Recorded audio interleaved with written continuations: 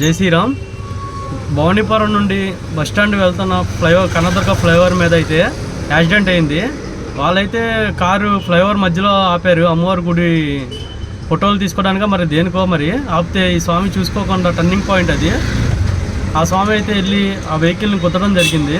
ఆ స్వామికి అయితే చాలా దెబ్బలు అయితే తగిలినాయి బాగా. ఆ కారు వాళ్ళు అయితే హాస్పిటల్కి తీసుకెళ్లారు. ఈ స్వామి మీకు ఎవరికైనా తెలిస్తే ఈ వీడియోని అయితే వాళ్ళకి షేర్ చేయండి.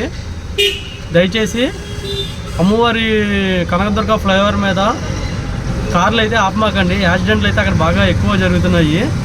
ఈ విషయం పోలీసు వాళ్ళు గ్రహించి తగిన చర్యలు తీసుకోవాల్సిందిగా కోరుకుంటున్నాను.